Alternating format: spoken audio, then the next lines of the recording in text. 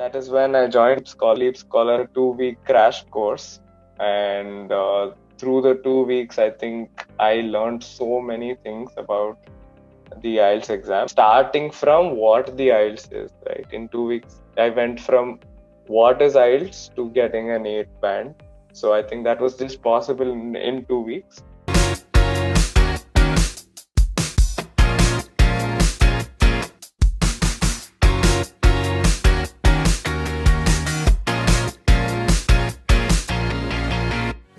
Yeah, good evening, everyone. So today with us we have Pranav Kaushik.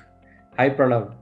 So would you like to, introduce yourself and tell us, about your background, about your IELTS score, and your experience with IELTS? Hey, sure. Thank you so much, Rishabh, for having me on this interview today. Yeah. So, and thank you for the introduction. My name is Pranav, and I'm from Bangalore. I think, like a lot of you who are going to be watching today, I'm an engineer by faith, but I'm an educator by choice. What that means is I did my mechanical engineering in MS Ramaya Institute of Technologies here in Bangalore, but I quickly changed my profession and I jumped into the social sector, and I worked as a Teach for India fellow for 2 years, and then I continued working in the social sector itself. Talking about my score, I scored an 8, which I was also very positively surprised, and then realized it's not very hard to do it, and you guys can also do it. What I'm looking to do is I'm looking to do my master's in development studies, and I'm aiming at the UK to do my studies. And I'm looking to apply to a couple of colleges in the coming month. Yeah. Wow, that's quite an introduction. All right, perfect. So yeah, so I'll start off with the questions that I have with me. So did you give a CBT or a paper-based test, and which do you think is better? I gave a computer-based test, and I thought the computer-based test is a lot better because I've honestly forgotten how to write. It's been ages since I've held on to a pen and a paper, and I'm sure a lot of guys are a lot more comfortable giving your CBT test, and I think it's a lot easier to give a computer-based test. So yeah, there's some misconception with people saying that you won't get that feeling if you don't write it on a paper, but I think differently. I think a CBT is good enough.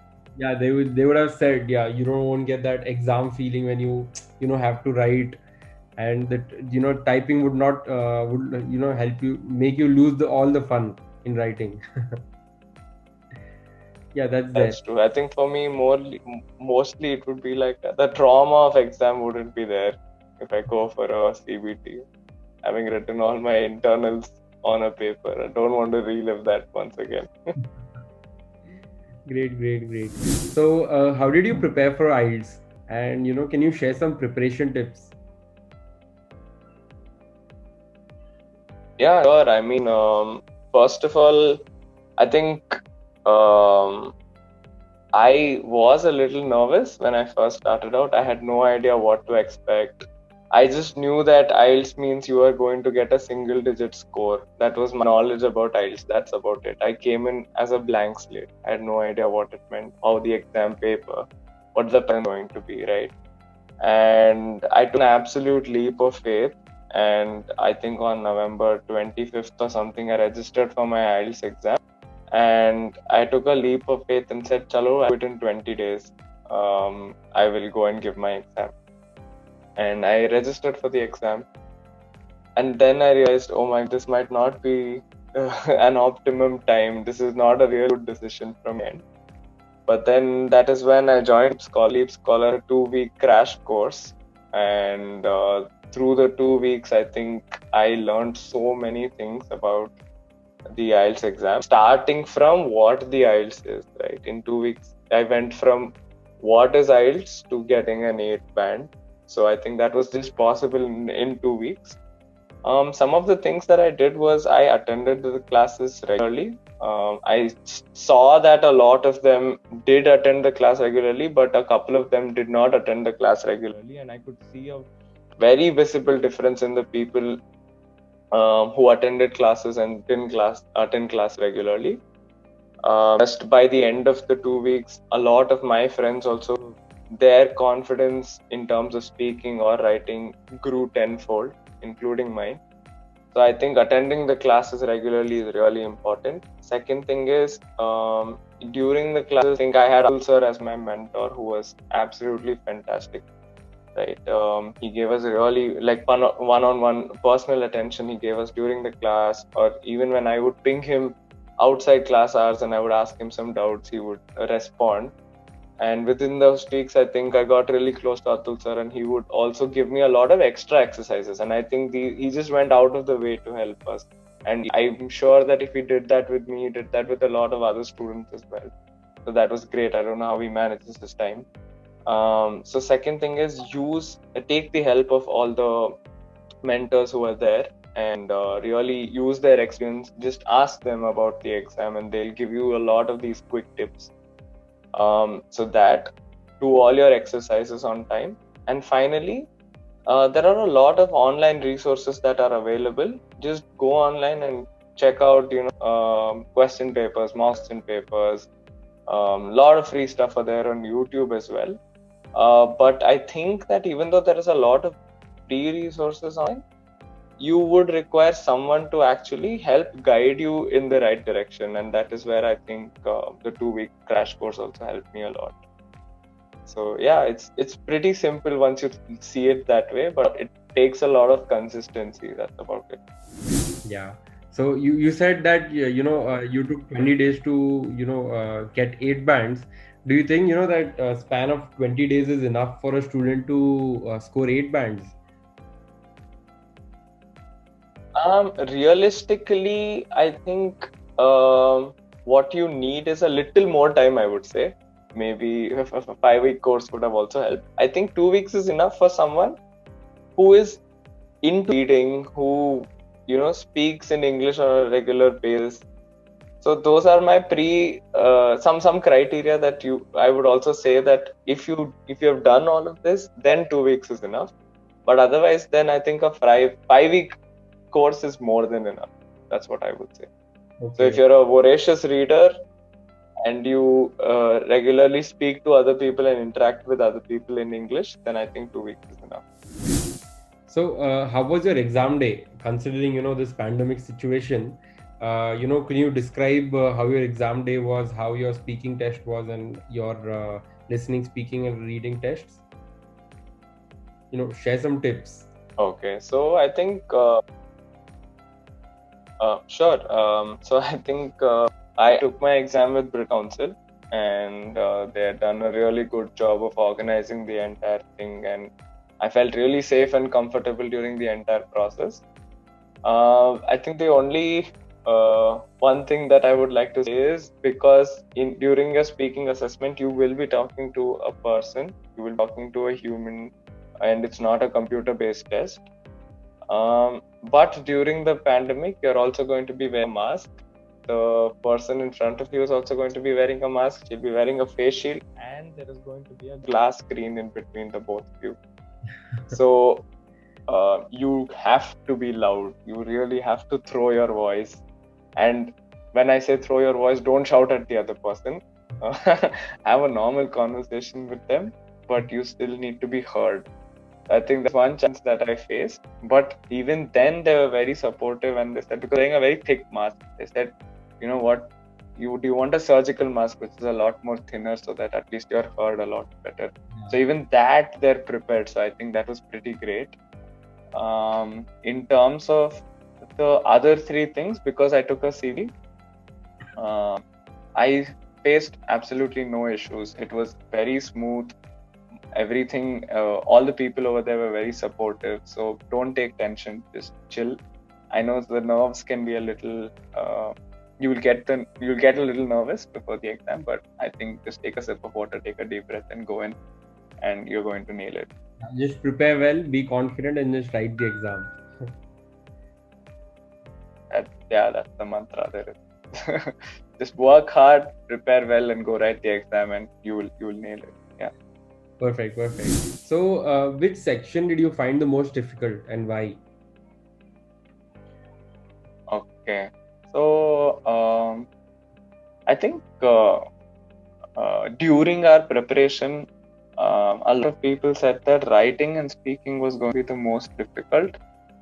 So what ended up happening was that we spent a lot of time on writing and speaking, and in the end, during the day exam, writing and speaking actually were one of the easiest sections.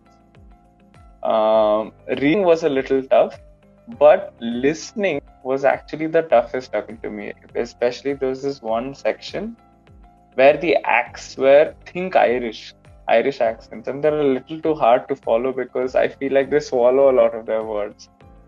So I think listening was the toughest, and I thought I really screwed up listening, but turns out I got a 9 in listening. So I think I did not make any mistake. That's right. Maybe because even you attended the classes and you were listening to sir. That is when unknowingly you were skilling yourself to be ready for the listening test. That is true, and I think sir also did a really good job of giving us practice of different accents also. So I remember we a couple of lessons where we had an Australian accent, we had a Scottish accent, we had an English accent. So that also helped. Right, right. So, what is the biggest myth you think students have for their IELTS preparation?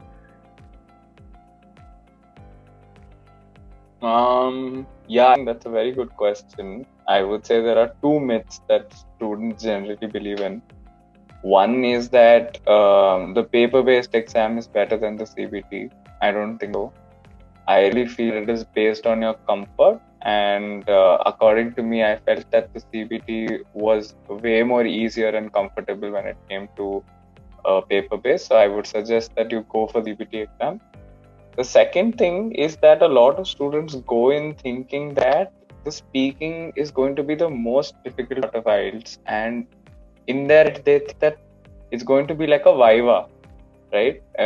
In engineer terms, when you think about it, that other person is there just to cut your marks, and that's not true. In reality, the invigilator, the person who's asking you the questions, they're so sweet, they're so supportive that the moment you sit down, no, they'll make it so comfortable for you, and you won't even feel like you're giving an exam. And they're going to be, even through their eyes, they'll be through their body language, they'll be telling you, what, you're speaking a little less, so speak a little more. So they'll be giving you all these non-verbal cues also. So it'll actually help you, and you'll feel a lot more calm and relaxed. So I think that myth should go from people's head, and just take a deep breath. Like I said, go in with a very relaxed mindset. Everyone over there is rooting for you. Just imagine that. Everyone wants you to get an 8 band. Now it's up to you. Right, right. Thank you for clearing these out for us, because I've already spoken to a lot of students for their speaking test, and many of them have told me that the environment is very relaxed, and even the instructors make sure that you are calmed and the questions are asked very naturally, and there's no pressure on you when you're there, when you're sitting there.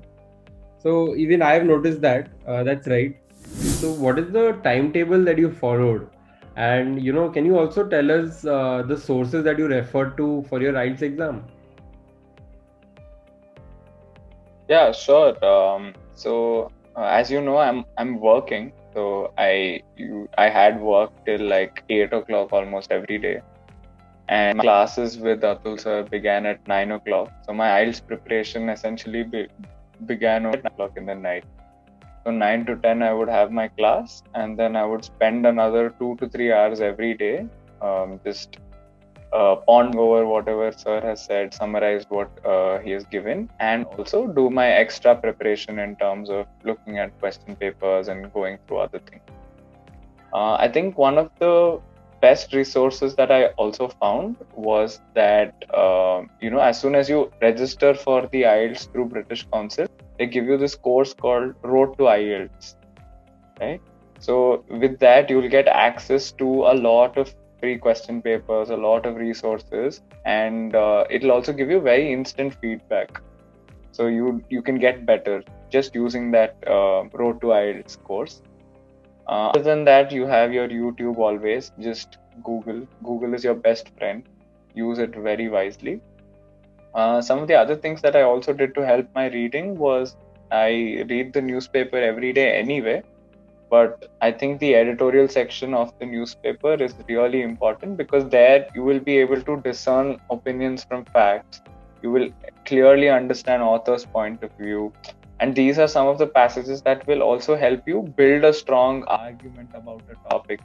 And these are exactly the kind of text that they will give you in the IELTS exam. So reading the editorial part of the newspaper also really helps. Which One news? really another amazing thing that happened was in your batch, you are coupled with a lot of other friends who are also going to take your IELTS exam, right? So you start interacting with them, and once the class is done, you can pick the phone, talk to any other person in your batch, and you can actually practice speaking also with them. So that is an amazing thing. So I practiced with like 2 or 3 students in my batch also, and they would also practice with me. And LeapScholar also has a bunch of other groups that are there for helping practice your listening, writing, and speaking. Even though I was not a part of it because I did not have time. That is also, I think, is a really good place where you can practice all of these skills. Great. Yeah, thank you. Thank you for sharing all that information. It'll be very helpful. So, mainly, our viewers want to know what are the top 3 advices that you want to give to them. Let's end this session with proper top 3 tips that you can give to these students. How to score 8 bands. Okay, I think as Indians, our writing is a little bad. I think start writing, please, and get feedback from anyone that you know is a good writer or a good reader. Get feedback from them, because I feel like all of us are so into science or math and things like that, where we really score well, but our writing is a little bad. So I think focus on your writing.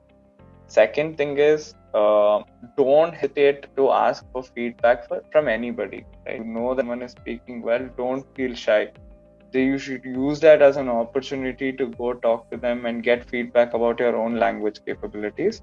So don't feel shy to ask for feedback and interact with other people. And I think the last thing is there is no substitute for hard work. It doesn't matter. You just have to slog, put in that elbow grease, and there is no substitute for hard work. Wow. I wish I could just give my IELTS next week and use your advices and score 8 bands. Sure, definitely. All the students here will follow these, and I hope they had a wonderful learning here with you. And sure, they will. You can type your doubts in the comments box, and we can help you out solve them. All right, Pranav, thank you so much for your time and sharing this wonderful feedback and helping all other students as well. Thank you. Thank you, Rishabh, and all the best, everyone.